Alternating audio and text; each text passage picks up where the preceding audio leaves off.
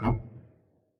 என்னை சினிமாவிலும் அரசியலிலும் அறிமுகப்படுத்திய புரட்சி கலைஞர் எங்கள் ஆசான் டாக்டர் தங்கம் கேப்டன் அவர்களுக்கு என்னுடைய 2வது வணக்கம். இன்று வருகிறந்திருக்கும் உங்கள் அனைவருக்கும் என்னுடைய 3வது வணக்கம். பேச்சில நிறைய இருந்தா எடுத்துக்கீங்க, குறை இருந்தா மன்னிச்சுக்கீங்க. சினிமா பவர்ஃபுல் மீடியா 1800ஆம் வருஷம் தோன்றிய அந்த cinema Charles Thomas Alva Edison அப்படின்னு அவர்களுடைய கண்டுபிடிப்புகள் இந்தியாவில் தாதா ஷாஹிப் பால்கே மூலமாக இந்த ஆலாம் ஆரா 1931 படம் வந்துச்சு. First sound film in India. தமிழ்நாட்டில் காளிதாஸ் நடராஜ் முதலியார் அப்படிங்கிறவர் தான் அந்த படத்தை எடுத்தது 1931. இந்த சினிமா எல்லாத்தையுமே சாதிக்கும். அந்த சினிமாவில் நாமெல்லாம் இருக்கிறது கடவுளோட கிஃப்ட். அதாவது சிவனுடைய கிடைக்கும் பார்வை கிடைக்கலன்னா சினிமாவில் யாருமே வர முடியாது.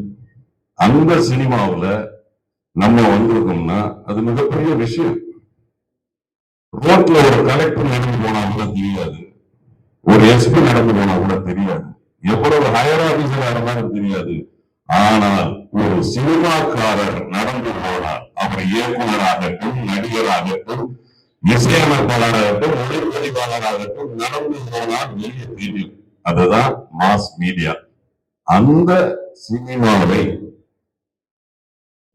நம்ம ரஜினி சார் ஒரு அமைப்பை உருவாக்கி world international Tamil film association அதை உருவாக்கி திரைப்படங்களை உருவாக்கி திறமை உள்ளவர்களை வெளிப்படுத்துவதுங்கிறது சாதாரண விஷயம் கிடையாது. அதை அவர் பண்ணிட்டு இருக்கிறார். அது மிகப்பெரிய ஒரு விஷயம். எத்தனையோ பேரை உருவாக்க போகிறார். அடிக்கடி சொல்லிட்டு இருந்தாரு,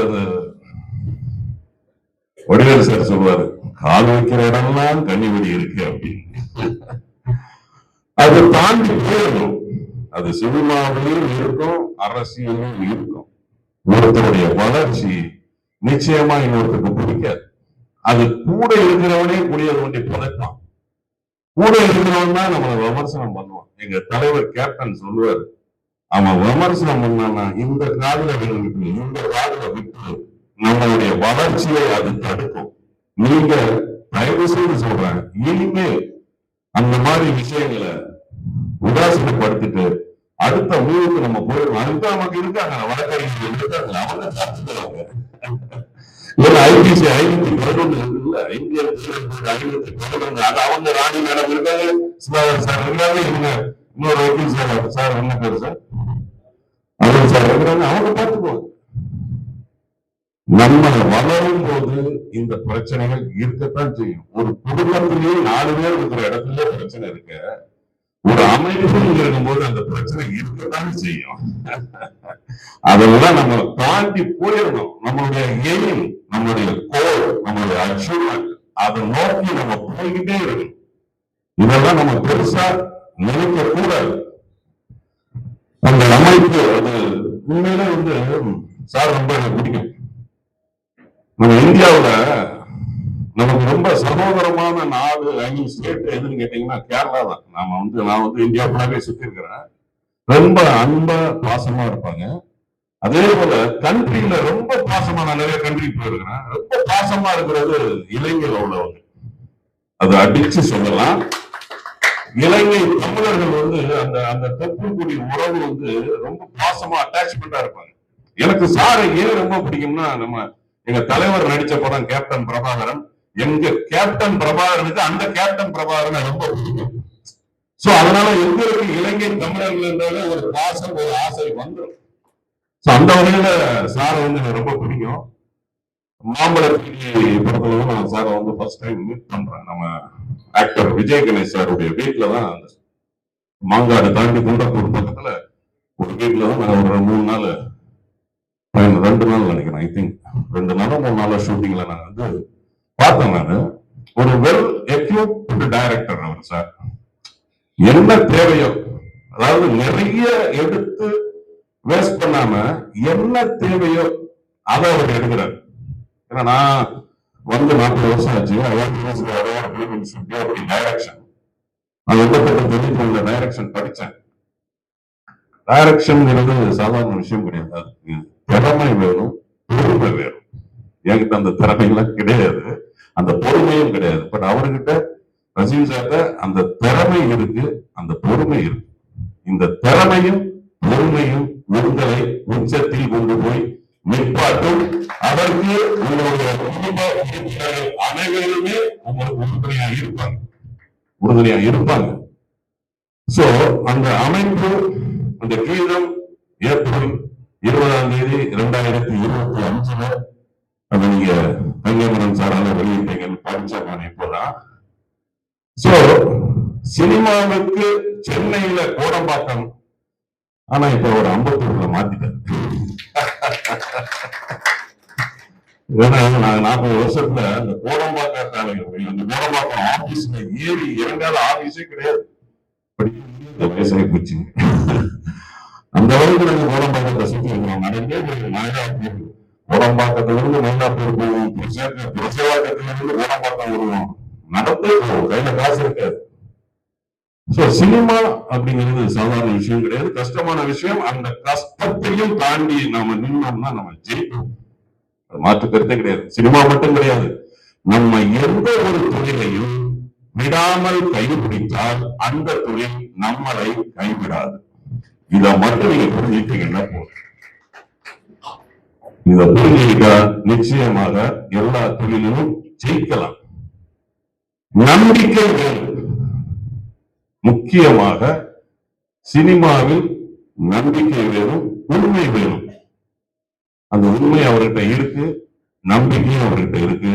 நீங்க தைரியமா அவரோட சேர்ந்து பயணம் பண்ணீங்கன்னா அவருடைய வெற்றி உங்களுடைய வெற்றியா இருக்கும், உங்களுடைய வெற்றி அவருடைய வெற்றியா இருக்கும். இதோட கைத்துக்கலாமா? அந்த அமைப்பு நிறைய திரைப்படங்களை உருவாக்குறதும் நிறைய கலைஞர்களை உருவாக்குவதும், இது போக இது வேணும்ல, அதையும் அவங்க உங்களுக்கு நீங்க என்ன பண்றீங்களோ கன்ஃபார்மா கேரண்டியா நீங்க பண்றது வந்துடும். அது போக அவருக்கும் யோகம் இருந்து உங்களுக்கும் யோகம் இருந்தா நிறைய வரும். அதற்கு உதாரணம் நம்மளுடைய பிரதீப் ரங்கநாதன் சார். 5 கோடி ரூபாய் ஃபர்ஸ்ட் படம், 90 கோடி ரூபாய் வசூலாச்சு. தொடர்ந்து 3 படங்களுமே சூப்பர் டூப்பர் ஹிட். அதுதான் சினிமா. சினிமாவை நம்புங்க, சினிமா உங்களை கைவிடாது. இன்னைக்கு அவர் அம்பத்தூர்ல ஒரு பிரிவு தேட்டர் திரு கங்கை அமரன் சார் மூலமாக அவர் திறந்திருக்கிறார். அவர் ராசியானவர், கைராசியானவர். ஏன்னா ஒரு காலத்துல விளையாட சார், கங்கை அமரன் சார்லாம் இல்லாத படங்களே கிடையாது. அந்த அளவுக்கு ஒரு பெருமைக்கு போனவங்க இன்னைக்கு சினிமாவில் 50 வருஷம் மேலாக அவங்க நிலைச்சி நிற்கிறாங்கன்னா அவங்களுடைய உழைப்பு, அவங்களுடைய திறமை. அடுத்ததாக அதை முடிச்சுட்டு அப்படிங்க ஒன்றும் கருவறை காதல். கருவறை அப்படின்னா என்ன தெரியுமா? கருவறை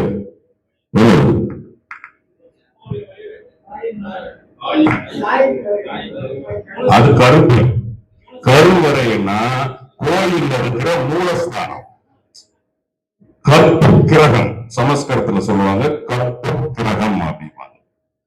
கருவறையில் காதல், எப்படி வித்தியாசமான ஒரு டைட்டில் வச்சிருக்காரு பாருங்க. மூலஸ்தானத்தில் ஒரு காதல். கருவறையில் காதல் அருமையான டைட்டில். அது ஒரு தமிழ், சுத்தமான தமிழ் டைட்டிலுங்க அது. அது உண்மையிலே சொல்றேன், இலங்கை தமிழர் நான் சிங்கப்பூர், மலேசியா, சிலோன்லாம் போயிருக்கிறேன். ஆங்கிலம் கலந்த வார்த்தைகள் அவங்க வாயிலே வராது. நம்ம தான் சாரி அப்படிமா, கட்டின இடிச்சுட்ட சாரிமா, அவங்க மன்னிச்சுக்குங்க அப்படின்னு. சிங்கப்பூர்லயும் அப்படிதான். அந்த தமிழ்காரங்க எல்லாம் பார்த்தோம்னா அந்த ஆங்கிலம் கலந்த அந்த உச்சரிப்பு வரவே வராது. சோ கருவறை காதல் ஒரு அருமையான ஒரு தமிழ் எனக்கு வராது, இல்லு வராது, ஏன்னா நான் திருநெல்வேலிக்காரன். ஆனா நானும் நம்மளுடைய மாண்புமிகு முன்னாள் முதலமைச்சர் திரு கலைஞர் அவர்களுடைய கதை வசனத்துல 2 படம் நடிச்சிருக்கிறேன். பொன்னர் சங்கர்னு ஒரு படம், பெண் சிங்கம்னு ஒரு படம். இது இந்த இடத்துல சொல்லி ஆகணும், இது அரசியல் கிடையாது, இருந்தாலும் சொல்லி ஆகணும். எனக்கு இந்த 2 படத்துல வாய்ப்பு கிடைச்சது. நான் போய் கேப்டன் போய் சொல்றேன், வேற யாரும் சொல்லி ஏதாவது பிரச்சனை வந்துடக்கூடாதுன்னு நானே டைரக்டா போறேன் கேப்டன். கேப்டன் ஒரு விஷயம் கேப்டன், கேப்டன் கலைஞர் கதை வசனத்துல பெண் சிங்கம்னு ஒரு படமும் பொன்னர் சங்கம்னு ஒரு படமும் எனக்கு நடிக்க வாய்ப்பு வந்திருக்கு, நான் நடிக்கலாமா வேண்டாமா? பயங்கரமா கோபம் வந்துச்சு அப்படின்னாரு. அவன் கலைஞர் கதைவசத்துல நடிக்கணும்னு நாயா அலைஞ்சிட்டு இருக்கிறான், நடிக்கலாமான்னு வந்து கேட்டு இருக்கிற, இப்படிதான் சொன்னாரு, நடிக்கலாமான்னு வந்து கேட்டு இருக்கிற. நானும் சத்யராஜ் சாரும் சென்னையில பட கம்பெனி ஏறி இறக்கும் போது அவருடைய கதை வசனம் மனோகரா, பராசக்தி இந்த மாதிரி படங்களுடைய வசனத்தை பேசுதான் அந்த வாய்ப்பு கேட்டோம். நடிக்கலாமா கேட்கிற, போய் நடி அப்படிங்கிற. அரசியல் வேற, சினிமா வேற, ஒரு நடி அப்படின்னாரு. மாநிலம் ஒரு உத்தமமான தலைவர். நிச்சயமா நான் ஒரு மூலமாக சினிமாவுக்கு வந்து 40 வருஷம் சினிமாவோட இருக்கிறது சாதாரண விஷயம் கிடையாது. இன்றைக்கு சினிமாவில் உண்மையில சொல்றேன், அந்த சினிமாவை நாம் லவ் பண்ணணும். தம்பி பிரபா போஸ் நான் ஃபர்ஸ்ட் எங்க பார்த்தேன்னா, அவருக்கு ஞாபகம் இருக்கோ இல்லையோ, சித்தின்னு ஒரு சீரியல்ல நான் வந்து இன்ஸ்பெக்டர் ஒரு எஸ்ஐயா நடிச்சேன். ஆனா தமிழ் சினிமாவில் ஒரு சாப கேடு என்ன தெரியுமா, என்ன கேரக்டர் முதல்ல கொடுக்கணும், கடைசி வரைக்கும் அந்த கேரக்டர் தான் கொடுப்பாங்க.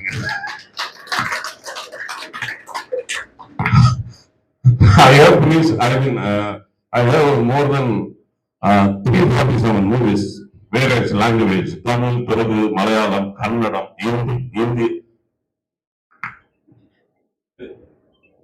இல்ல நம்ம வந்து சீரியல் கஜினி தான் அவர் சொல்றாரு, சீரியல் இல்ல சினிமா கஜினி அப்படிங்கிறாரு.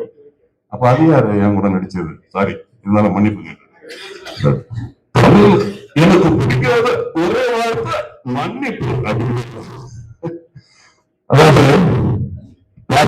எங்க போயிட்டா, எதுக்கு போனேன், ஸ்ட்ரக் ஆகி போயிட்டு.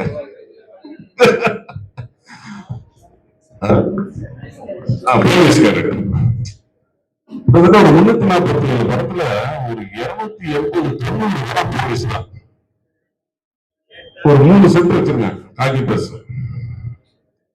போன் பண்ணும்போது கேட்டுருவோம் மேனேஜர், சார் 2 ஸ்டாரா 3 ஸ்டாரா ஏசியா எஸ்பியா, இந்த பேட்ச் மாத்தணும்ல. தமிழ் சினிமாவில் சாபக்கேடு, ஒரு கேரக்டரை கொடுத்தா அதே கேரக்டர் தான் கடைசி அவன் டிஸ்கஷன்ல எழுதிடுவாங்க. மீசை ராஜேந்திரன் இன்ஸ்பெக்டர்,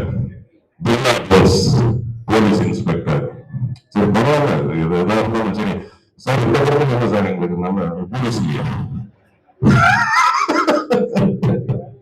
ஹீரோயின் ஃபேமிலியில ரொம்ப ரொம்ப டஃப்பான ஒருத்தர், நான் என்னன்னு சொல்லல, ஹீரோயின் ஃபேமிலியில ஒரு டஃப்பான ஒருத்தர். சார் வந்து ஒரு இதுவரைக்கும் பார்க்காத ஒரு கேரக்டர், டிஃபரெண்டான ஒரு கேரக்டர். இவர் சிலர் வந்து படத்துல படம் ஃபுல்லா வருவாங்க, சிலர் கொஞ்சம் வந்தாலும் நச்சுன ஞாபகம் இருக்கு. இவர் ஃபுல்லா இல்ல, ஒரு படம் ஆஃபுக்கு வருவார். ஆனா அவ்வளவு அந்த படத்தினுடைய கதையோட சேர்ந்த ஒரு இம்பார்ட்டன்ட் இவர் வந்ததாலதான் படமே டேர்னிங் பாயிண்ட் ஆகும். ஃபர்ஸ்ட் ஹாஃப்ல வந்து கொஞ்சம் கெப் போட்டு திருப்பி வருவார். ஸோ அருமையான கதாபாத்திரம் நம்புறேன். சாரை பத்தி ஒரு விஷயத்த சொல்லணும், முக்கியமான விஷயத்த நீ பேச முடியுங்க.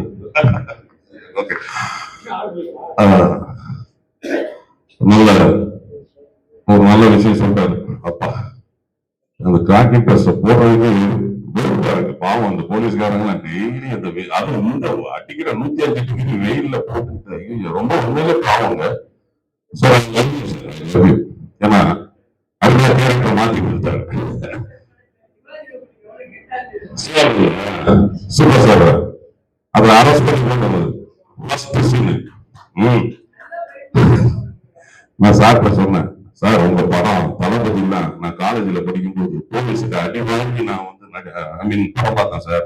நீங்க அந்த போலீஸ் கேரக்டர்ல உங்களை அரெஸ்ட் பண்ணி கூட்டு போறேன் சார், ரொம்ப தேங்க்ஸ் சார் அப்படின்னு. எனக்கு ஏன் தேங்க்ஸ் சொல்றீங்க, சங்கர் சார் சொல்லுங்க, அப்புறம் உங்களை கூப்பிட்டது அப்படின்னாரு. அதை சொல்லுவாங்க, பத்திரிகைக்காரங்க இருக்காங்க, டிவிக்காரங்க இருக்காங்க, உங்களை இப்படியே கூப்பிட்டு போனா தமிழ்நாடே கொந்தளிக்கும். சோ உங்க பேச கவர் பண்ணணும் அப்படின்னு. சூப்பர் ஸ்டார் வந்து சூப்பர் மனிதர்.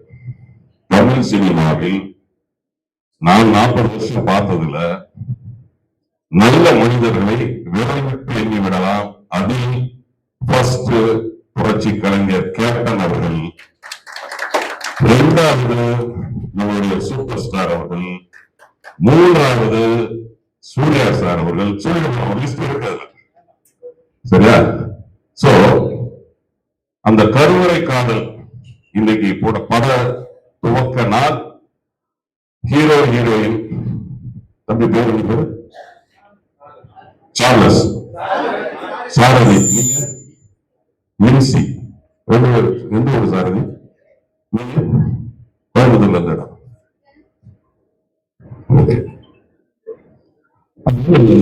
ரெண்டு பேரும் நடின்னு சொன்னோம்னா சார் சொன்னாரு, பிரதாபர் சார் சொன்னாரு, நடின்னு சொன்னோம்னா அந்த எந்த வித ஒரு தயக்கமும் இல்லாம, அந்த ஒரு கூச்சமும் இல்லாம, ஒரு வெக்கமும் இல்லாம டக்குன்னு நடிச்சாங்க பாருங்க. அது சாதாரண விஷயம் கிடையாதுங்க. அது வந்து உண்மையிலே சொல்றேன், பெரிய விஷயம். நாங்களே யோசிப்போம், நம்ம இவ்வளவு படம் நடிச்சாலும் இவ்வளவு பேர் மத்தியில வந்து நட்டின்னு சொன்ன உடனே என்ன சார் எதுவுமே சொல்லாம நடிக்க சொல்றீங்க அப்படிம்போம். பட் ரொம்ப சிறப்பா பண்ணீங்க, ரெண்டு பேரும் சூப்பர், நல்லா பண்ணீங்க. பர்டிகுலரா சாரதி வேற லெவல்ல பண்ணீங்க. தப்பா நினைச்சுக்காங்கம்மா, நீங்க இன்னும் தப்பா நினைச்சுக்காங்க. அவருக்கு 100 மார்க் கொடுத்தேன்னா உங்களுக்கு நான் 80 மார்க் தான் கொடுப்பேன். அது காரணம் நான் உங்களுக்கு தனியா சொல்றேன், புரியுதா? ஏன்னா அது பாடி லாங்குவேஜ், மாடுலேஷன், அது அந்த அம்மாவுக்கு நிறைய இருக்கு. அதான் நான் தனியா சொல்றேன். Dialogue delivery, modulation, body language நிறைய இருக்கு. அந்த நடிப்புங்கிறது சாதாரண விஷயம் கிடையாது. நீங்க நிறைய கண்ணாடி முன்னாடி நடிச்சு பார்க்கணும்.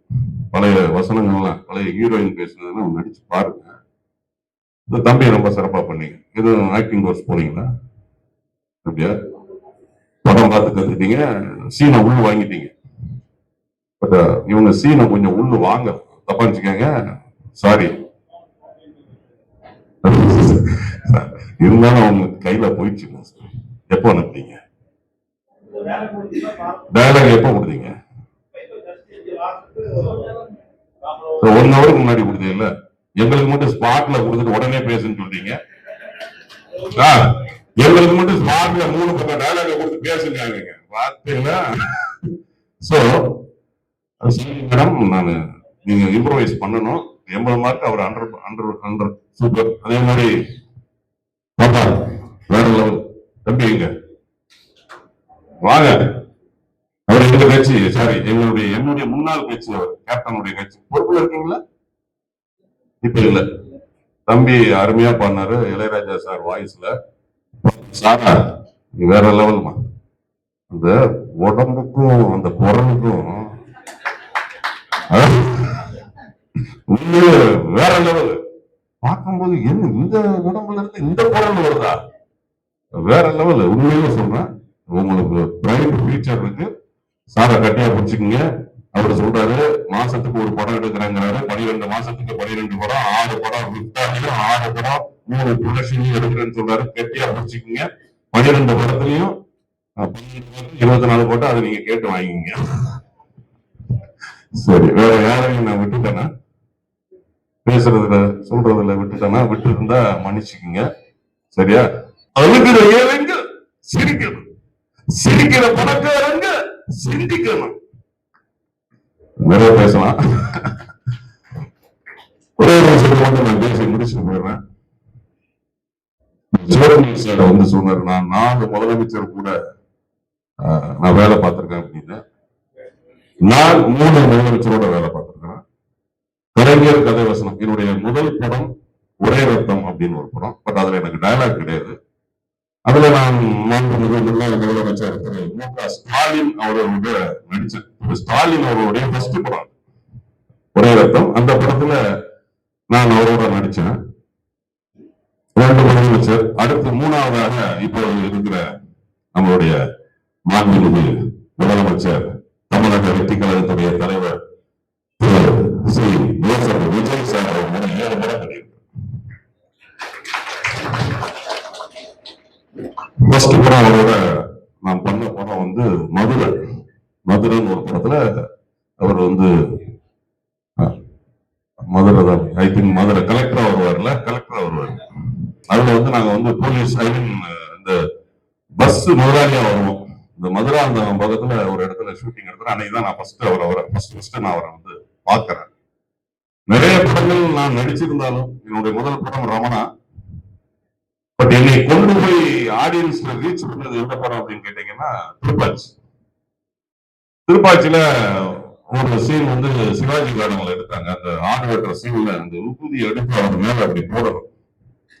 அவரை கட்டி வச்சிருக்காங்க. கண்ணை காட்டி இப்படி வாங்க அப்படின்னாரு. என்ன சார் அப்படின்னு எடுத்து மொத்தமா போட்டுருங்க அப்படின்னு. சார் என்ன சார் சொல்றீங்க? மொத்தமா போட்டுறாதீங்க. மொத்தமா மூலத்துல போட்டீங்கன்னா அடுத்து நான் டயலாக் பேச முடியாது. அந்த போர்ஸ் அப்படி இருக்கணும். அந்த தட்டுல அந்த விருதி எடுக்கிற அந்த கை அப்படி போனோம். ஆனா விருதி கையில கம்மியா வரணும். என் மேல கம்மியா போடணும். அப்பதான் நான் கவுண்டர் டயலாக் பேச முடியும் அப்படின்னு சொல்லி கொடுத்தேன். அந்த டயலாக் மட்டும் பேசிட்டு என் முறையை முடிச்சிடுறேன். பேசாம ஊருக்கு வந்தமா போனமா வீணா எங்க ஊரு போய் சேர்த்து எங்க ஆத்தாளுக்கு ஒரு ஆளை வெட்டது ஒண்ணுதான், 10 ஆளை வெட்டது ஒண்ணுதான். பிடிச்சு கேட்டுக்கிறான். இதுதான் இனி நிறைய இடங்கள்ல கொண்டு போய் சேர்த்தது. அதன் பிறகுதான் நான் நிறைய படங்கள் நான் வந்து நடிச்சேன். எங்க தலைவர் சொல்ற மாதிரி நல்லதே நடக்கும், கான்பிடன்டாக வெற்றி நிச்சயம். நம்ம விப்ரா டைரக்டர் ரசீம் சார் அவர்களுக்கும் விப்ரா மெம்பர்ஸ் அனைவருக்கும் வெற்றி நிச்சயம். கான்பிடன்டாக நல்லதே நடக்கும். நன்றி, வணக்கம். பேச்சுல நிறைய கவனிச்சுங்க. நன்றி, வணக்கம். எல்லாருக்கும் என்னோட வணக்கம். இதுதான் என்னோட ஃபர்ஸ்ட் பிலிம். சோ என்கிட்ட இருந்து எதுவுமே எதிர்பார்க்காம என்னோட நடிப்பு திறமை மட்டும் எதிர்பார்த்து எனக்கு வாய்ப்பு கொடுத்த இந்த வித்வா பிலிம் டீமுக்கும் ரஹீம் சாருக்கும் ரொம்ப தேங்க்ஸ். இந்த இடத்துல எனக்கு சான்ஸ் கொடுத்திருக்காங்க. சோ என்னோட 100% என்னோட உழைப்பை போட்டு நான் இவங்களுக்கு ஒரு வெற்றியை கொடுப்பேன்றது நான் இங்க சொல்றேன். ரொம்ப தேங்க்ஸ், எல்லாத்துக்கும் ரொம்ப நன்றி. யார் பொறுப்பு? ஏழுமக்க சரியில்லை சரி முதல்ல பண்ணி இது வரைக்கும் என்ன பண்ணீங்க? கத்தரிக்கிறீங்களா? சரியா? ஓகேவா? மைக் டெஸ்டிங் ஓகேவா?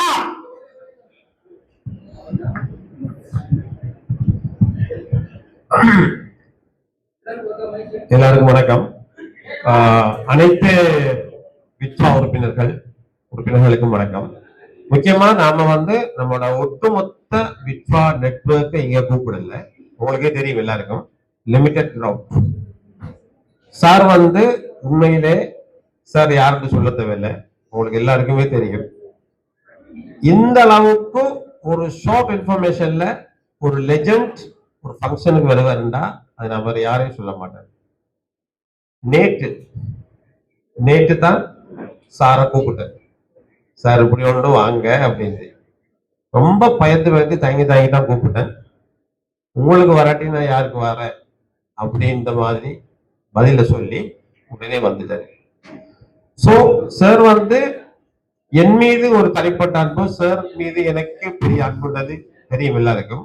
அதையும் தாண்டி வித்வா கலைஞர்கள், வித்வாவின் மூலமாக பல்லாயிரம் கலைஞர்கள் ஒரு நல்ல நிலைக்கு வரணுங்கிற அந்த ஒரு எனக்கு இருக்கிற அந்த அதே வேகம், அதே அன்பு, அதே அக்கறை என்னுடைய சார் யாரு?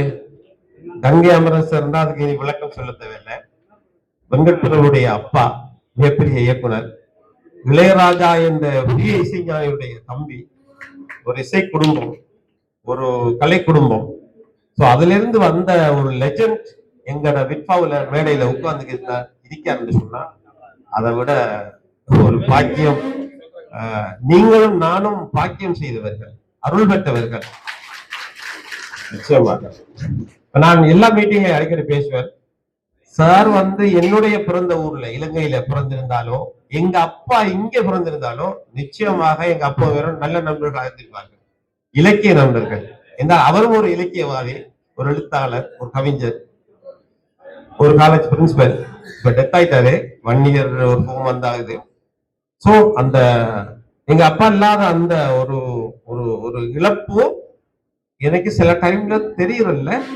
ஏன் அப்படி சொல்றேன்னு சொன்னா, என்னுடைய மகனுடைய மீன்முள்ளு படம் ஓடியில் வச்சு நடந்த நேரம் எங்க அப்பா திருப்பி திருப்பி சொன்னது, நான் வருவேன் வருவேன் வருவேன். அப்ப அப்பா இல்லையே அந்த அந்த கவலையே எனக்கு இல்லாம போனது சாருடைய வருகையும், அங்க அந்த மேடையில அவர் தந்த அந்த அன்பு. இப்ப இன்னைக்கு நாங்க ஸ்டூடியோ ஓபன் பண்ணிட்டோம், பிரிவியூ தியேட்டர். நீங்க எல்லாம் பார்த்துட்டு போங்க. அப்புறம் நீங்க எப்ப வேணாலும் வரலாம், நம்மள தியேட்டர் அது. சோ அதை ஓபன் பண்ணிட்டு தான் நாங்க இங்க வந்திருக்கிறோம். சார் இதை கூப்பிட்டு என்னுடைய ஆபீஸ் ரூம்ல என்னுடைய சர்வதேச தலைவர் விட்பாவுடைய அவருக்குன்ற ஒரு ஆபீஸ் ரூம் இருக்குது, அதன்றைக்கு ஓபன் பண்ணினோம்.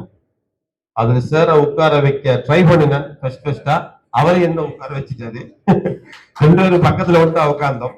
சோ அந்த கதிரை, அந்த சேர் இனி மிகவும் வலிமையான ஒரு சேராக இருக்கும் என்று நான் நம்புறேன். இந்த இடத்துல நான் ஒன்று சொல்லலாமோ தெரியாது. சமுத்திரக்கனி டைரக்டர் சமுத்திரக்கனி இலங்கைக்கு என்னுடைய ஆபீஸ் கொழும்புல ஒரு பெரிய ஆபீஸ் ஓபன் பண்ணாரு. டைரக்டர் சமுத்திரக்கனியும் ஜெயபிரகாஷ் நடிகர் தயாரிப்பாளர். சமுத்திரக்கனியை தான் ஃபர்ஸ்டா நான் உட்கார வச்சேன். அது ஒரு மிகப்பெரிய அளவுல இன்னைக்கு ஒரு நல்ல சேர் அமைஞ்சுக்கு. அதை விட ஒரு 1000 மடங்கு பவர்ஃபுல்லாக இந்த சேர் அமையும் நம்புறேன். நாங்க இந்த விட்பாவை ஆரம்பிச்சு சார் இப்ப இன்னைக்கு கேட்ட ஒரு ரிக்வெஸ்ட், உடனடியாக மேக்சிமம் 2 மாசத்துக்குள்ள ஒரு படத்தை ரிலீஸ் பண்ணணும் விட்பாவால. நான் ப்ராமிஸ் பண்ணிருக்கிறேன். மாம்பழ திருடி நம்மளுடைய சூப்பர் ஸ்டார் ரஜினி சாருடைய அண்ணன் அறிமுகப்படுத்திய, அது என்ன ஒரு பாக்கியம், என்ன அருள்னு எனக்கு தெரியாது. யாருக்குமே நடிக்காதவரு, யாருக்குமே உடன்படாதவரு எனக்கு உடன்பட்டிருக்கிறார், வந்திருக்கிறார். அது எனக்கு கிடைச்ச ஒரு அறுப்படை தான் நான் நினைச்சிட்டு இருந்தேன் விட்பாவை ஆரம்பிக்கும் வரைக்கும். அப்புறம் தான் தெரிஞ்சது விட்பா தலைவருக்கு இறைவன்களின் ப்ரொஃபைல்ல உண்டுதான் அது உங்களுக்காக. அது உங்களுடைய யாரோட ஒரு பிரார்த்தனையாக இருக்கலாம். அதே போல என்னுடைய 2வது படத்துக்கு எனக்கு அவ்வளவு பெரிய அடையாளமும் இல்லை, என்னை யாருன்னு தெரியாது. 2வது படத்தை ஓடியில் வச்சு பண்ணது இளைய தளபதி விஜய், இன்றைக்கு சிஎம் ஆயிருக்கிறார். போகல. அப்ப விஜய் ஓடியில் வச்சு பார்த்த அளவுக்கு நான் அவ்வளவு பெரிய ஆளும் இல்லை, அவ்வளவு பெரிய 10,000 கோடிகளோட வரவும் இல்லை. சாதாரண ஒரு ரசிகா ஒரே ஒரு படம் செஞ்சுட்டு ஒரே ஒரு முன்னாள் IPS ஆபீசர்ங்கிற ஒரு டைட்டில் தான் எனக்கு, அவங்களுக்கு எல்லாருக்குமே தெரியும். அந்த 2 டைட்டில் தான், தாண்டி எனக்கு ஒன்றுமே இல்லை. ஆனா இளைய தளபதி விஜயை இறைவன் எனக்கு ஓடி லான்ச் பண்ணா RP சௌத்ரி சார் தலைமையிலே டெத் ஆயிட்டார் சௌத்ரி சார். சோ இது எல்லாமே இறைவன் எனக்கு விட்பாட் அன்பு கலைஞர்களுக்காக வரக்கூடிய தலைவர்களின் ப்ரொஃபைல், அப்படித்தான் நான் நம்புறேன். சோ அந்த ப்ரொஃபைல் சார் மூலமாக இன்னும் பலமாக எழுதப்பட்டு கொண்டிருக்கின்றது. சாரை ரொம்ப லேட் பண்ண முடியாது. அவர் 7 மணிக்கு பிரசாதம் இருக்கணும் ஒரு படம் வெளியீட்டுக்காக. சோ நாங்க சீக்கிரமா அனுப்பணும். நாங்க அந்த விட்பாவை ஆரம்பிச்சு 1வது விட்பா மாநாடு நடந்தது சாருடைய தலைமையில, சாருடைய ஆசீர்வாதங்களோட நடந்தது 2025 ஏப்ரல் 20ஆம் தேதி. சார் உண்மையிலே சாருடைய வருகை விட்பாவை பலமாக்கியது. சார் அந்த மாநாட்டுக்கு வந்தது பிறகு விட்பாவுடைய வளர்ச்சி பிரம்மாண்டமா அமைஞ்சுக்கு இன்னும் பெரிய அளவுல வளர்ந்துக்கு வருது. பெரிய பெரிய ஆட்கள் எந்த அளவுக்கு சொன்னால், எத்தனையோ இன்ஸ்பெக்டர் மாறிக்கிறாங்க விட்பாவில, எத்தனையோ டாக்டர், இன்ஜினியர், அட்வொகேட் ஒரு 37 பேர் இருக்கிறாங்க வழக்கறிஞர்கள். ஒரு கலெக்டர், முன்னாள் கலெக்டரும் நம்ம அமைப்பில் இருக்கிறார், செயற்குழுவில் இருக்கிறார், சாதாரண உறுப்பினராக செயற்குழு இருக்கிறார். சோ இவங்கள முக்கியமானவர்களுடைய ஆலோசனைப்படி விட்வா ஒரு நல்ல ஒரு நெட்வொர்க்காக போயிட்டு இருக்கிற இந்த டைம்ல மீன்முள் ஆடியோ லான்ச்ல நாங்க வந்து 500 பேர் நீங்க நான் நினைக்கிறேன் 500 பேர்ல எல்லாருமே இருக்கிறீங்க. இந்த 500 பேர் சேர்த்த ஒரு ப்ரொடக்ஷன் கம்பெனியை சார் ஆரம்பிச்சாரு. ஏன்னா நாங்க வந்து 12 படங்கள் ரிலீஸ் பண்ண போறோம் வருடத்துக்கு, மாசம் 8 மாசத்துல இருந்து படங்கள் ரிலீஸ். அந்த 12 படத்துல 6 படங்களை தயாரிப்போம், 3 ப்ரொடக்ஷன் கம்பெனி. அதுல ஒரு ப்ரொடக்ஷன் கம்பெனி விட்வா ப்ரொடக்ஷன், எல்லாருக்கும் பொதுவானது. 500 பேர் சேர்ந்த ப்ரொடக்ஷன் கம்பெனி விட்வா விஐபி ஃபிலிம் ஃபேக்டரி. அதை சார் ஆரம்பிச்சாரு. ஆரம்பிச்ச உடனே அந்த ஸ்டேஜ்ல வந்து ஒருவரை தலைவரா நான் பேரிச்சன் அரவிந்த் விட்வா விஐபி ஃபிலிம் ஃபேக்டரி தலைவர் கதிரில் சேர்ல இருக்கு. அவர் எப்பயுமே அப்படித்தான். சோ 3 பேர் எகெயின்ஸ்ட் ஆயிட்டாங்க. நாங்க தலைவர் தகுதியாட்டி இப்ப எங்களுக்கு எதிராக வேலை செஞ்சுட்டு இருக்கிறாங்க விட்வாவை அழிக்கிறதுக்கு. இன்னொரு லேடி வந்து விட்வா விஐபி ஃபிலிம் ஃபேக்டரியில சேர்க்க சொன்னா சேர்க்கல, பல காரணங்கள் நான் இங்க அதை சொல்ல விரும்பல. அதனால அவர் தலைமை தாங்கி நம்ம அமைப்பு அழிக்கிறதுக்கு ஏராளமா அதை சதித்திட்டங்க எவ்வளோ நாங்க சேர்த்து கொண்டிருக்கிறோம். அவருக்கு எதிரான சட்ட நடவடிக்கைகளுக்காக என்னுடைய சீஃப் லீகல் அட்வைசர் வழக்கறிஞர் சிவசுதாகர், என்னுடைய விட்வா தலைவருடைய சர்வதேச தலைவருடைய சீஃப் வழக்கறிஞராக சிவசுதாகருடைய தலைமையில நாங்க நடவடிக்கை எடுத்துட்டு இருக்கிறோம். நேற்று கூட விட்வாவுக்கு எதிராக சோசியல் மீடியாவில் போட்டிருக்கிறாங்க. அவ வந்து விஐபி ஃபிலிம் ஃபேக்டரியில என்ன சேருங்கன்ற என்னோட சண்டை பிடிச்ச ஆடியோ இருக்குது, வாய்ஸோட ஆதாரங்கள் எல்லாம் இருக்குது. உங்களுக்கு தெரியும், மீன்முள்ளு படத்துக்கு சுப்பையா பிள்ளைந்து ஒரு நண்பர் வந்தாரு. சோ விஐபி ஃபிலிம் ஃபேக்டரி ஆரம்பிச்சதுல ஏதோ எகெயின்ஸ்ட் ஆகி அவர் போலீஸ்ல, அம்பத்தூர் போலீஸ்ல எனக்கும் என்னுடைய பையனுக்கும் எஃப்ஐஆர். நாங்க வந்து அவர்கிட்ட 45 லட்சம் கொடுத்தோம். ஒரு 10 லட்சம் தான் அவர் போட்டது, மற்ற எல்லாமே என்னுடைய சார் வச்சு இதுவெல்லாம் கரெக்ட் பேச விரும்பல, சோட்டா சொல்றவங்களுக்கு தெரியுங்கிறதுக்கா. ஸோ எஃப்ஐஆர் ஃபைல் பண்ணி நாங்கள் வந்து இன்ஸ்பெக்டர் விஷயத்தை சொல்லி 45 லட்சம் அவருக்கு தரணுமா அப்படின்னு சொல்லி, அதுக்கு ஆதாரம் இல்லை, மற்ற 25 லட்சம் கையில கேஷா கொடுத்ததாம் அப்படின்னு. ஸோ அவர் தந்த அந்த அமௌண்ட் அதை கொடுக்கறத நாங்கள் சொல்லி இப்ப கொடுத்துட்டீங்கிறோம். ஸோ கருவறை காதல், நான் இதை பத்தி அதிக நேரம் சொல்ல விரும்பல. சில நேரம் சார் சங்கடமா இருக்கும் விஷயங்கள் பேசுறது, ஏன்னா அவர் பொதுவா நான் எல்லாருக்கும் இப்ப நமக்கு எதிரி உண்டுங்கிறதுக்காக சார் எதிரியாக்க வேண்டிய அவசியம் இல்லை. அப்படியான ஒரு மனோநிலை கொண்ட மனநோயாளி அல்ல நான். என்னுடைய எதிரியா இருந்தாலும் அந்த எதிரி என்னுடைய பையனோட பேசுவதை, என்னுடைய நண்பனை பேசுவதை நான் விரும்பக்கூடியவர்கள். என்னை கொலை செய்வதற்கு ஒருவர் தேடி தெரிஞ்சாலும் இந்த வீட்டை வந்தா கட்டி அணைச்சி ஆதரிச்சு உட்கார சொல்ற ஒரு மனநோய் கொண்டவன். எங்க அப்பா வந்து ஒருத்தருடைய காசை 1 ரூபீஸ மோசடி செய்யாம கூடாது என்று சொல்லி வளர்த்தவர். லஞ்சம் கொடுத்து தொழில் வாய்ப்பு கொடுப்பதை மிகவும் கடுமையாக கோவப்பட்டவர் எங்க அப்பா. எமௌண்ட் கொடுத்து தொழில், ஏன்னா இன்னொரு வேலைக்கு முறையாக முடிக்கல சார். நாங்க செய்யற துரோகம் என்று. சோ நாங்க நிறைய பேச முடியாது. இன்றைக்கு கருவறை காதல், ஆமா சார் அனுப்பிட்டு பேசுவோம் என்ற சார் போகணும். கருவறை காதல் படத்தை ஒரு துவக்க விழா, அதே டைம்ல விட்வாவோட ஸ்டூடியோ பிரிவி தியேட்டர் ஓபன் பண்ணிட்டோம். அந்த துவக்க விழாவை நான் ரிக்வெஸ்ட் பண்றேன் சார், நீங்க ஆக்ஷன் சொல்லி இவங்க படத்துல வர ஒரு சீனை இங்க நடிச்சு காட்டுவாங்க, ஓகேயா? அதுல ஆரம்பிப்போம். அப்புறமா சார் நாங்க அனுப்பிட்டு நாங்க பேசலாம், நீங்க பேசலாம். சோ இதை ஆரம்பிச்சுட்டு சார் பேசுவா. என்ன சீனுக்காக இப்ப ஆக்ட் பண்ண போறாங்க அவங்க 2 பேரும்? அது தாங்கம்மா, அந்த நான் உங்களுக்கு அனுப்பிட்டேன்.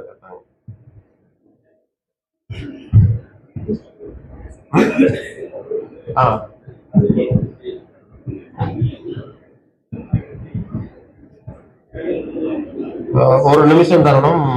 நண்பர் பிர்லா பாஸ் மீன்முள்ளு படத்துல அசிஸ்டன்ட் கமிஷனராக நடிச்சுக்கிறார் என்னுடைய நண்பர் நடிகர்.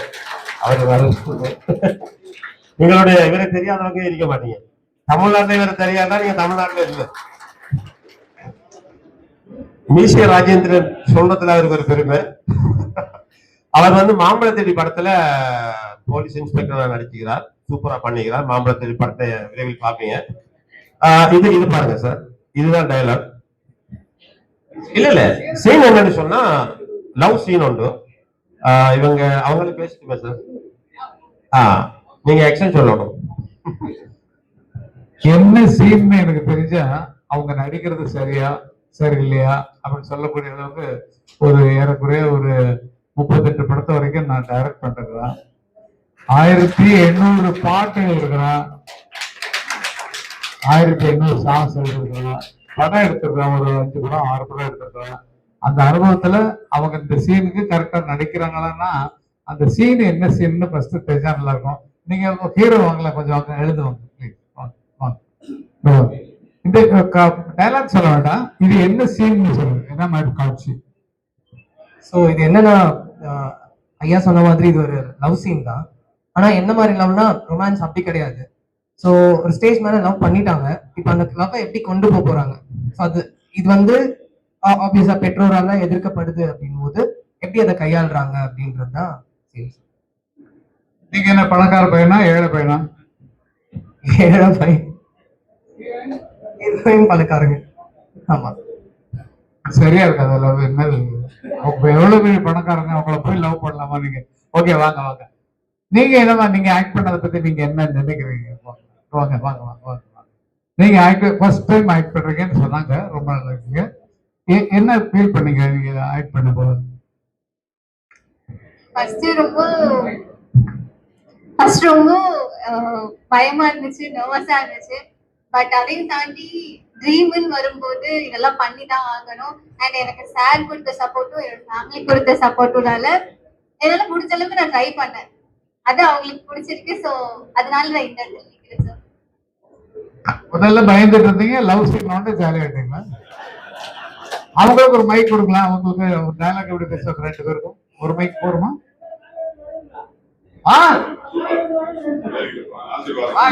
நல்லா இருப்பா நல்லா இருப்பா. எல்லாருக்கும் என்னுடைய வாழ்த்துக்கள். ஏன்னா வயசுல மூத்தவன் தான் நானு, அதனால எல்லாரும் நல்லா இருக்கணும், எல்லாரும் நல்லா இருக்கணும். இருக்கட்டும். Thank you thank you thank you thank you.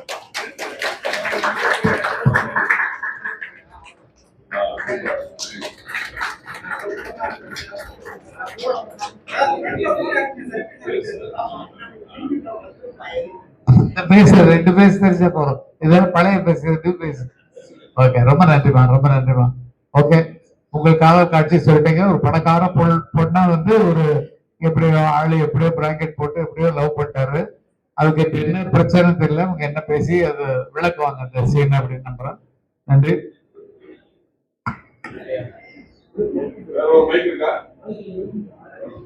ரெண்டு பேரும் ஆக்ட் பண்ண போறாங்க. ஒரு மைக்ல நடிச்சு பக்கத்துல இருந்தீங்கன்னா லவ் ஆயிடுச்சுன்னு அர்த்தம். தனித்தனியா இருந்தீங்கன்னா லவ் பண்ணி லாஸ்ட்ல வந்து இந்த மன்னிச்சு அப்படின்னு சொல்லலாம். ஓகே, ஏதோ அட்ஜஸ்ட் பண்ணி நீங்க நடிக்கிறத நாங்க பாக்குறது காத்துட்டு இருக்கோம். நன்றி.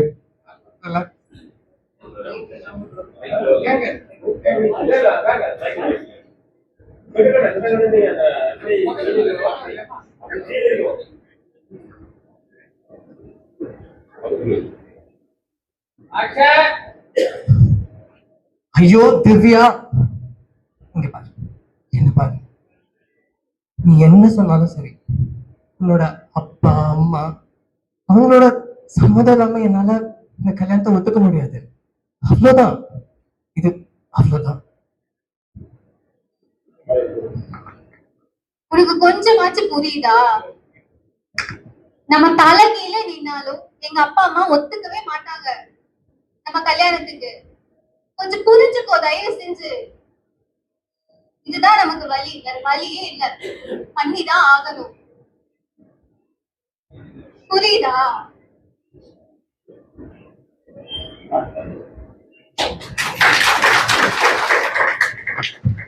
சீன் புரியுதுங்களா எல்லாத்துக்கும்? எல்லாருக்கும் புரிஞ்சதா?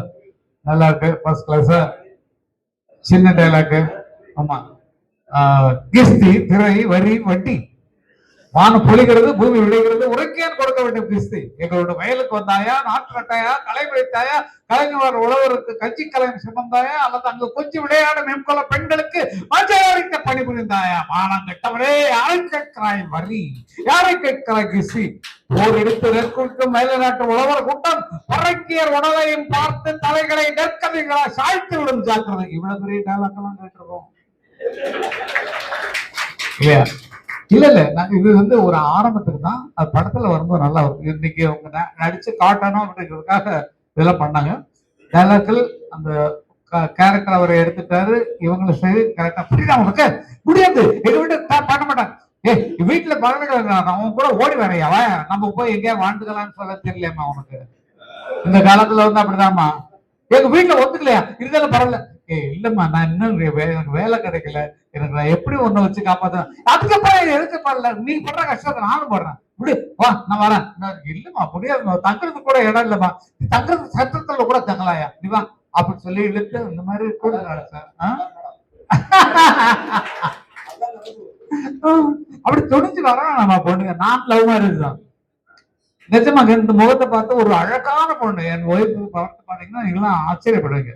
எங்களுக்கு லவ் வந்து எனக்கு லவ்வுக்கு ரீரெக்கார்டிங் வச்சவரை எங்க அண்ணா இளையராஜா நாடகத்துல இருக்கும்போது. ஆனா அவங்க நடிகை இல்லை, ஒரு குடும்ப பொண்ணு. அப்படி லவ், அந்த லவ்ங்கிறது அழகை பார்த்த முகத்தை பார்த்தா வருவதில்லை, மனதை பார்த்து வருவது, மனசை பார்த்து வருவது. இல்லைன்னா இதை விட பெரிய ஹீரோ வந்தா நீங்க ஏப்பா இதை விட நல்ல பொண்ணு தான் வேற பொண்ணுக்கு லவ் பண்ணுறீங்களா? Okay okay. கதையின்படி அவங்க வந்து கரெக்டா பண்ணாங்க. ஒரு இது புதுமையான ஒரு விஷயம் இவங்க ஸ்டார்ட் பண்ணிருக்குது. ஏன்னா மேடையில 2 பேரும் டைலாக் பேச வச்சாங்களே, அதுவே ரொம்ப. இந்த விழாவுக்கு நான் வந்தது காரணம், எனக்கு மிக மிக பிடித்த ஒரு தோழர், நண்பர், எனது சகோதரர், எனது மூத்த பிள்ளைங்க சொல்லலாம். அவங்களுடைய விழாக்கள் எல்லாத்துக்கும் நான் சென்று கொண்டிருக்கிறேன். அவர் பாடுபடுவது மக்களிடம் தனது கருத்துக்கள் போய் சேர வேண்டும், தனது ஒரு கூட்டமாக வைத்துக் கொண்டு ஒரு பெரிய மாநாடு நடத்தினார். அத்தனை பேரும் மெம்பர்களாக இருந்து அவர்கள் மூலமாக இதை வந்து எவ்வளவு கொண்டு ஜனங்கள் முன்னால் சேர்க்க வேண்டும் என்ற பெரிய திட்டத்தை வைத்து பண்ணி கொண்டிருக்கிறார். அந்த ஐடியா எனக்கு பிடிச்சிருந்தது. அதை பற்றி இன்னைக்கு நிறைய பேசியிருக்கிறோம். கூடிய விரைவிலேயே அவருடைய திரைப்பட விழா முதலாவது அங்க ரிலீஸ் ஆயிடுச்சு. சென்னையில ரஜினி சாருடைய அண்ணன் ரஜினிகாந்த் வந்து ஆன் பண்ணோம். நானும் ரஜினி ரொம்ப திக்கஸ்ட் ஃப்ரெண்டு. 10 நாளைக்கு முதல்தான் பார்த்தோம். 10 நாளைக்கு அப்ப தனியா உட்காந்து என்ன சாமி தனியா சாமி தான் கூட என்னையும் இளையராஜாவையும் சாமி தான் கூடுவாரு. ஏன்னா நாங்க ஸ்பிரிச்சுவல் ஃப்ரெண்ட்ஸ். காலையில 5 மணிக்கு அவர் வீட்டுக்கு போனேன்னா 5, 5:30, 6 வரைக்கும் அவங்க வீட்டுல மெடிடேஷன் பண்ணுவோம். காலையில 5 மணில இருந்து 6 மணி வரைக்கும் மெடிடேஷன் பண்ணிட்டு தான் போறது வழக்கம். அதனால என்னையும் அண்ணன் இளையராஜாவையும் சாமி தான் கூடுவார். அப்படி இன்னைக்கு வரைக்கும் அப்படிதான். மிக அருமையான மனம் கொண்ட மனிதர்கள் அவங்க. அண்ணன் சொல்ல தட்டியவர்கள் அந்த மாதிரி உள்ள அவங்க அண்ணன் நடிப்பாருன்னு இவர் சொல்லித்தான் எனக்கு தெரியும். வந்து இவருக்கு ஒத்துட்டு இருக்காருன்னா இவர் மேல எவ்வளவு அன்பு இருந்தாலும் அதோட அவரை நடிக்கிறதுக்கு ஒத்துக்கொண்டிருப்பாருன்னு நினைக்கிறது ரொம்ப ஆச்சரியமா இருக்கு. உங்கள் நினைவுகள் உயர்ந்த நினைவுகள், அந்த உயர்ந்த நினைவுகளிலே உங்களது உன்னதமான படைப்புகள் வெளிவர வேண்டும் என்பதுதான் என்னுடைய மகத்தான ஆசை. நான் 7 மணிக்கு ஒரு இடத்துல சென்று ஒரு திரைப்பட பாடல் இது வெளியீட்டு விழாவில் நான் தான் போய் சுவிட்ச் ஆன் பண்ணோம். அதை போய் அவங்க மற்றவங்க எல்லாம் பாக்குறாங்க, பிரஸ் எல்லாம் வெயிட் பண்ணி அங்கே இருக்கிறாங்க. ஓகே, எல்லா விஷயங்களும் எல்லாருக்கும் நல்லா கிடைக்கணும். ஒரு நோயும் தீண்டாமல் அடை போடு தாயே, நதி காய நேராமல் நீர் ஊற்று தாயே, நன்னிலம் பார்த்து நீயே, எளியோரை மகிழ்வாக்க வழிகாட்டு தாயே, வலியோர்கள் வாட்டாமல் வகை காட்டு தாயே, என் வளமான தாயே, பசிதாகம் காணாமல் பயிராக்கு தாயே, ரசிப்போர்கள் செவி தேடி இசை மூட்டு தாயே, இசை பாட்டு என்றும் இனிப்பாக்கு தாயே, மலர் போல மலர்கின்ற மனம் வேண்டும் தாயே, பலர் போற்றி பாராட்டும் குணம் வேண்டும் தாயே, வரம் தரும் அன்னையே வணங்கினோ உன்னையே என்று அன்னைக்கு வணக்கத்தை சொல்லிக்கொண்டு, தாய் இல்லாமல் நான் இல்லைங்கிற, தாய் இல்லாமல் எவரும் இல்லை. ஆகவே இந்த தாய்க்கு வணக்கங்களை கூறி இவர்களது முயற்சி வெற்றி பெறும் என்று வாழ்த்துகிறேன். இன்னும் கொஞ்சம் முன்னால சொல்லுங்க, அந்த நிகழ்ச்சியை காலி பண்ணிட்டு நான் அங்கேயே உட்காந்துருப்பேன். அவசரம் எல்லாம் நிச்சயமா வரணும்னு சொல்லுவாங்கன்னா நான் வந்தா அவருடைய அன்புக்கு கட்டுப்பட்டு சிறப்பாக எல்லாம் நடக்கும் நம்பிக்கையோடு இருக்கிற வாழ்வு. ரொம்ப ரொம்ப நன்றி சார். உங்களுக்கும் எத்தனையோ கிஃப்ட்கள் கிடைச்சிருக்கும் இதுவரைக்கும். நீங்க அடையாத கிஃப்டும் இல்லை, விருதுகளும் இல்லை, அவார்டும் இல்லை. ஆனா இன்றைக்கு கிடைக்க போற ஸ்டேஜ்ல ஒரு சினிமா விழாவுல நாங்க தரப்போற உண்டு நான் நினைக்கல இதுவரைக்கும் யாரும் தந்திருப்பாங்க. அதாவது ஒரு சினிமா விழாவில் என்னுடைய அன்பு கலைஞர் சிவராஜ் அவர்கள் இதை தரணும்னு சொல்லி அடம் பிடிச்சாரு. அப்பா இதை கொடுங்க என்று சொன்னார். ஆனா அது என்னன்னு பார்க்கணும் சார். இப்ப எல்லாரும் உடைச்சு பார்க்கணும்.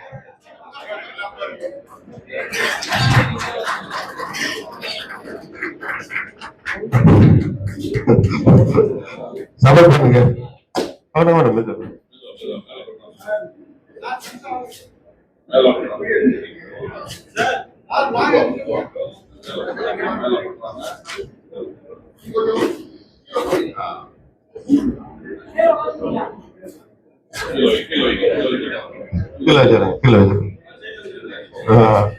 அவரே தரட்டும்.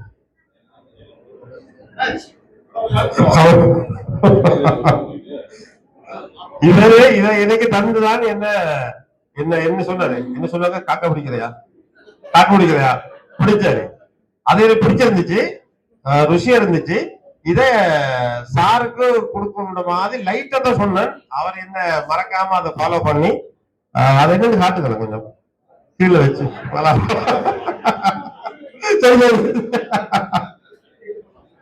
மீடியா கதைகள். இது ஒரு நல்ல இனம் பலாப்பழம் சரிக்கு சொல்ல. அது அவருடைய தோட்டத்து கட் பண்ணி எல்லாம் சாப்பிடலாமா? நன்றி நன்றி நன்றி நன்றி. டாக்டர் வந்து இந்த பலாப்பழம் சாப்பிடக்கூடாதுன்னு இருக்காரு. ஆனா வீட்டுல எல்லாம் சாப்பிடுவாங்க, பசங்க எல்லாம் சாப்பிடுவாங்க. ரொம்ப ரொம்ப நன்றி, ரொம்ப நன்றி, ரொம்ப நன்றி. உங்க இனிப்பான உள்ளங்களுக்கு நன்றிகள். நன்றி. எதிர்பார்க்காத ஒரு பரிசு தான் கொடுத்திருக்கிறீங்க. வாழ்க வாழ்க வாழ்க. ஒரு விழா என்னைக்காவது கூப்பிடுங்க, ஒரு நல்லா எல்லாரும் சேர்ந்து பாட வச்சு பேச வச்சு கேட்டு நம்ம மகிழலாம். ஹீரோயின் தான் வாமா, பக்கத்துல வந்து நெல்லுமா. தாத்தா வயசு நான் வந்து தாத்தா வயசு, உங்க தாத்தாவுக்கு வயசு இருக்குமா? உங்க சின்ன தாத்தா மாதிரி இருக்கணும். வா பக்கத்துல வா. எங்க ஹீரோ வாமா. ஹீரோயின் பக்கத்துல தான் நிக்கிறேன். எங்க இருப்ப ஆரம்பத்தில் பண்ண வேண்டியது.